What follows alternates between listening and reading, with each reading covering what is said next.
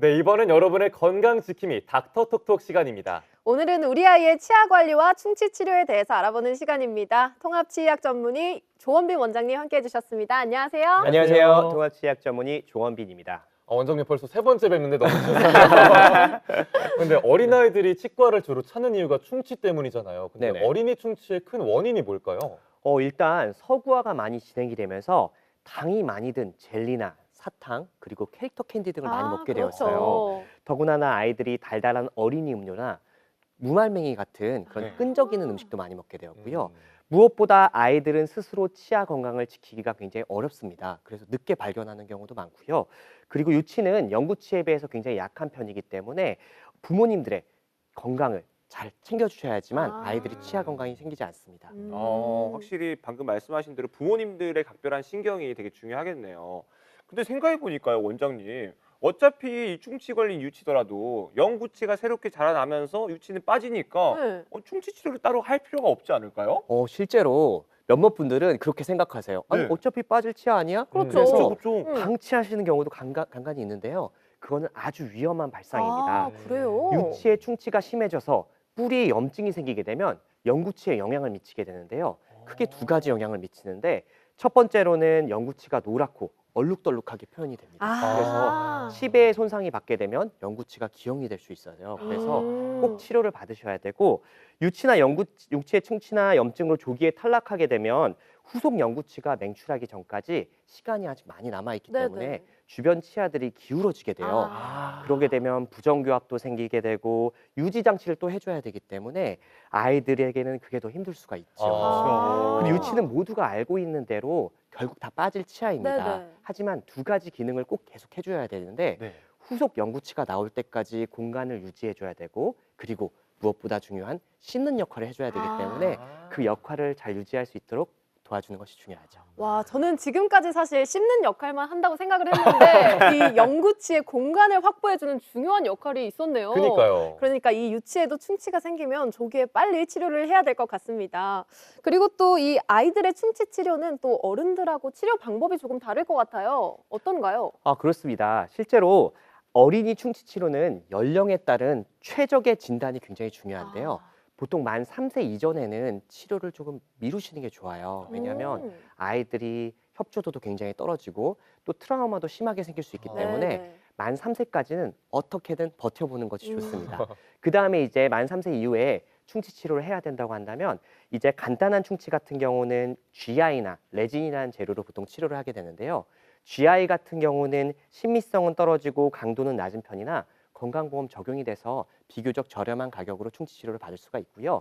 레진 같은 경우는 신미성이 높으며 강도도 높아서 넓은 부위를 회복하기에 좋지만 좀 비싸다는 단점이 있습니다. 장단점이 다 있네요. 맞습니다. 그리고 치아 사이에 생기는 사이 충치가 또 있는데요. 어. 이 경우에는 충치가 깊거나 신경치료를 필요하게 될 경우에는 내부의 감염 조직을 깨끗하게 제거하고 SS 크라운이나 지르코니아 크라운으로 씌워주게 됩니다. 크라운도 종류가 엄청 많네요. 그렇습니다. 네. 사실 다들 공감하시겠지만 우리 시청자분도 공감하실 거예요. 치과라는 말만 들어도 진짜 솔직히 무섭잖아요. 너무 맞습니다. 무섭죠. 네. 와, 근데 우리 아이들이 충치 걸려서 뭐 크라운을 씌운다던가 신경 치료를 했을 때 굉장히 무서울 것 같아요. 맞아요. 왜 우리 어렸을 때 전 치과 같은 데 가면은 은니 몇 개인지 꼭 세어봤거든요. 맞습니다. 네. 그런 것처럼 우리 네네. 아이들도 정말 좀 웃으면서 진료받는 선생님 왔으면 좋겠습니다. 네. 우리 아이들 사이에 충치 치료는 어떻게 혹시 이루어지고 그렇게 되지 않기 위해서 뭔가 예방할 수 있는 방법이 좀 있을까요? 일단 사이 충치는 치아와 치아 사이에 충치가 생기는 걸 말하는데요.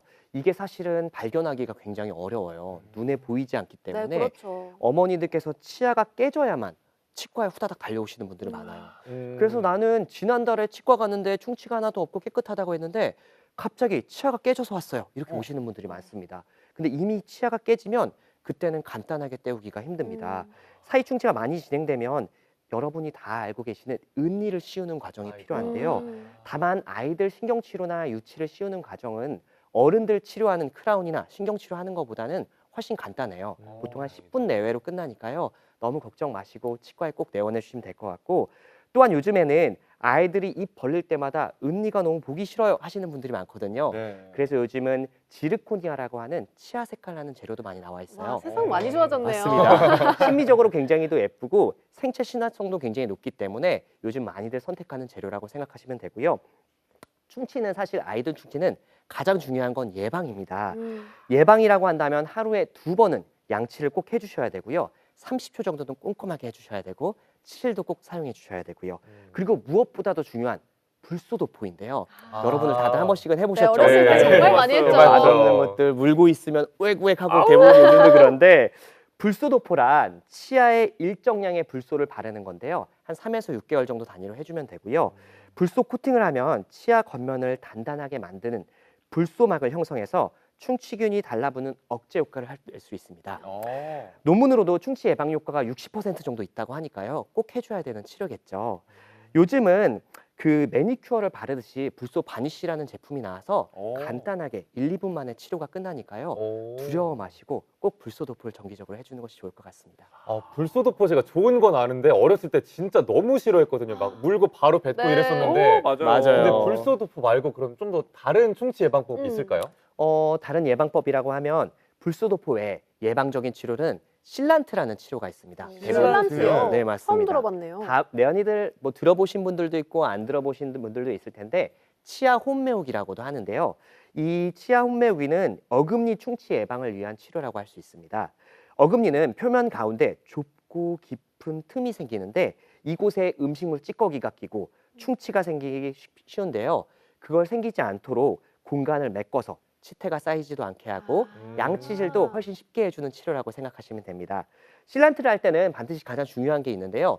그 해당 고랑에 음식물이 끼거나 충치가 조금이라도 생겨 있으면 거기에다가 덮어버리면 오히려 충치가 더 심하게 생기겠죠. 그렇죠. 그래서 그 부분을 깨끗하게 청소를 하고 깨끗하게 해준 이후에 실란트를 해줘야 되는데요. 예전에는 많이 비쌌는데 이게 건강보험이 적용이 되면서 한 2,000원, 3,000원 정도면 할 수 있으니까요. 꼭 해줘야 되는 치료라고 생각하시면 오. 됩니다. 와, 진짜 실란트 꼭 진짜 알아보고 우리 현명한 엄마들이 신경을 많이 써주셔야겠네요. 아니 근데 생각해보니까 저희 어른들도 치아 관리하는 거 정확히 잘 모르는 사람들도 많고 어렵잖아요. 우리 아이들이 치아 관리를 정확하게 잘 하려면 어떻게 해야 될까요?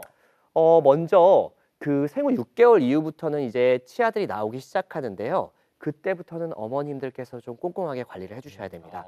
가제 수건으로 물을 묻혀서 닦아주기도 좀 해주셔야 되고요. 그리고 올바른 식습관과 꼼꼼한 치아 관리가 꼭 필요합니다. 영유아는 국가에서 시행하는 영유아 구강 검진이라고 있어요. 그거를 만 18개월에서 65개월 사이에 4번 정도 하니까요. 그 기간에 해당하는 기간에 맞춰서 꼭 치과에 내원하셔서 구강 검진을 받으시면 되고요. 치과 검진은 3에서 6개월 간격으로 받는 것이 좋습니다. 치과에 내원하셔서 내 아이의 충치가 혹시 있는지, 치아는 잘 나오고 있는지, 그리고 혹시 치태나 음식물은 끼지 않았는지 정기적으로 관리하시는 것이 좋고요. 성장기 아이들은 정기적으로 치과 검진을 꼭 받아야 하고 중요한 거는 아이들에게 맡기는 게 아니라 어머님들이 꼭 신경 써서 체크해 주셔야 된다는 거. 맞아요. 그게 가장 중요합니다. 저 갑자기 개인적으로 궁금한 게 생겼는데 네. 뭔가요? 이 국가에서 진행하는 4번 정도의 이 구강 검진은 어떻게 가격은 무료인가요?